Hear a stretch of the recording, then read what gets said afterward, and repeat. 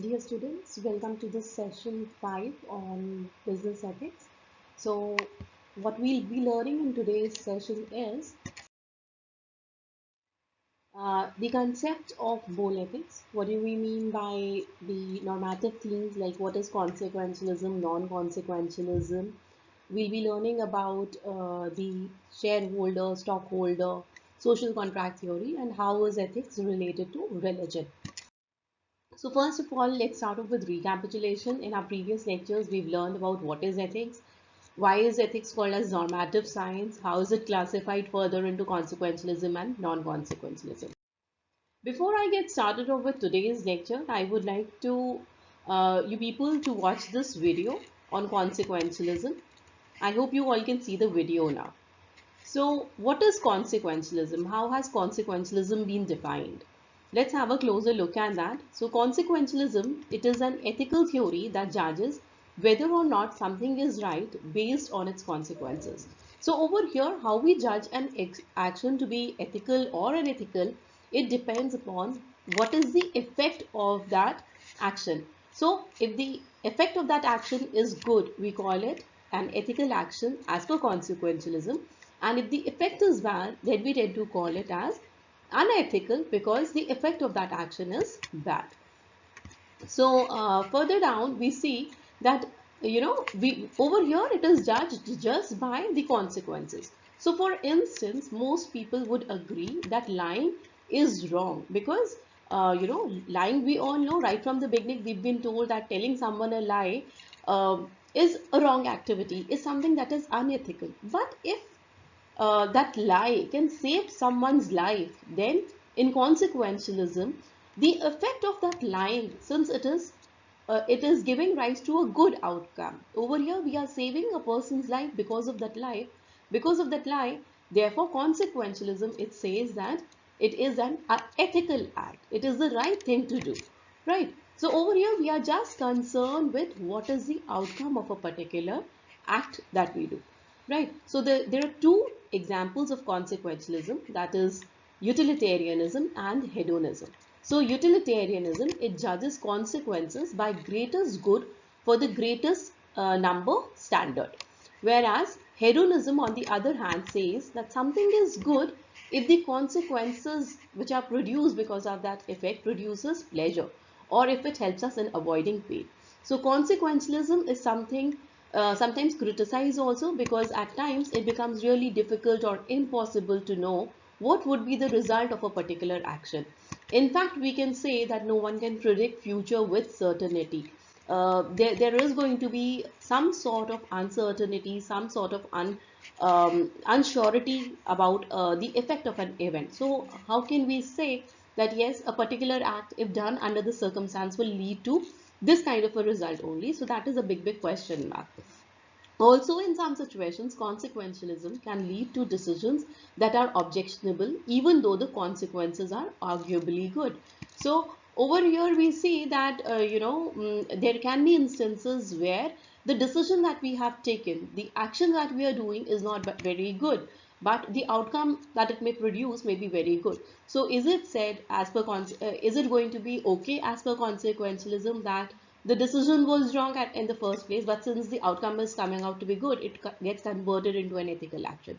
So let's take an example over here. Let's suppose economists could prove that the world economy could become stronger if only some percentage of the population were enslaved. So is it okay that we enslave 2% of the population just because the outcome we know is going to be a healthier, wealthier population? So although most majority of the people, would benefit from this idea, but how many of us would agree to do so? I guess there would be a very rare percentage who would agree to being a slave because it would boost the world's economy.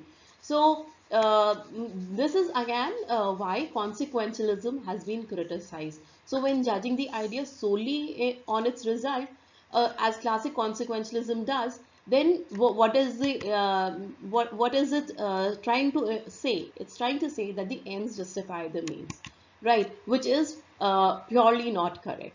So this is about consequence. Plus, moving ahead, we by now have learned what is consequentialism. So consequentialism is a theme wherein we decide whether an action is ethical or unethical based upon its consequences. And similarly, non-consequentialism, or like we call it, deontological duty-based theme or Kantian ethics, is something wherein we decide an activity to be ethical or unethical solely based upon the actions. Wherein in consequentialism, we're looking just at the effects, just at the outcomes, and then deciding. Over here, we purely look at what the actions were undertaken in order to complete a particular activity.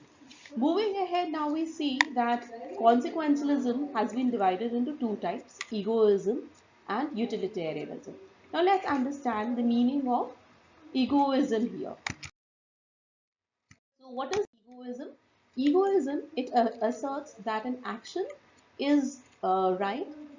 Basically, when we take into a consideration just our moral, just the moral obligation that we have is towards ourselves. Though over here, it does not suggest that we should not render any help to others, or in pursuing our self-interest, we need to ignore the society or harm the society. We take into the fact that over here the egoist, he may not work against the society in order to pursue his own interests. Over here we make use of self-interest as a measuring rod for actions that are performed. So over here it contends that an action is right, morally right, if and only if it promotes the agent's long-term interest. So it makes use of self-interest as a measuring rod for actions that are undertaken, and it is equated with an individual's personal interest, but it is equally identified with the interest of an organization or society. So over here, the intention is to provide positive consequences to the party's interest without considering the consequences to other parties. But one must understand over here that over here an egoist may work uh, towards pursuing his own interests, but not at the cost or not against the interest of the society. They may be able to safeguard their interests without hurting the interest of others. So this is what egoism is, and further egoism is divided into two types: personal and impersonal egoism. So what is personal egoism? When one should pursue his or her long-term interest and not dictate what others should do. Whereas in impersonal egoism, it says that everyone should follow their best long-term interest. However, there are criticisms of this concept of egoism. First of all, it is said that it is not a moral theory at all. Second, it assumes that all actions of men are motivated, are self-motivated, and it undermines the human tendency to rise above self-interest in times of calamities like flood, earthquakes, and so on. So even it ignores the balanced wrongdoings such as bribery or pollution or gender discrimination. Even these are ignored under this concept of egoism. So the defenders of this theory, they then came up with another egoism concept that is called as psychological egoism. So what is psychological egoism? It stated that people, as a matter of fact, they are constructed in a way, they are brought up in a way, or they are, made up in a way that they must behave selfishly. So psychological egoism, it asserts that all actions, they are selfishly motivated, and truly selfish actions, they are impossible. So even if you look at acts of self-sacrifice or giving up one's own life to save their child, the psychological egoism propenders, they said that they are even done because that individual who's pursuing that self-sacrifice looks for some benefits in that. So if I look at terms like blowing the whistle. So an individual, he may be blowing the whistle against the organization he is working with the sole aim of promoting his own self-interest, such as he want to be he wants to turn up as a celebrity. He wants to be known as someone who is known for that act. So these are some reasons why people are doing this. This was being said by the proponents of this theory, right? So we see further what is the concept of utilitarianism. Like I told you, consequentialism is divided into two categories: egoism, which is further classified as personal, impersonal, and psychological egoism. And the second part of consequentialism is the utilitarian principle. Now, the utilitarian principle, this was being developed by Jeremy Bentham and John Stuart Mill in 1806. So what is the utilitarian principle? Utilitarian principle, it states that an action is ethically right only if the amount of utilities produced by that act is greater than the sum of utilities produced by any other act that could have been performed in its place. So let's say you would have performed act A or performed act B. The ethical act is going to be one which is going to produce more utility. So if I say act A produces more utility, then in these two cases, in A or B, which one is going to be more ethical? It is going to be A, which is more ethical because it has more utility associated with it. So ethics, it is the art of directing the actions of men so as to bring about greater possible happiness to all those who are concerned with these actions.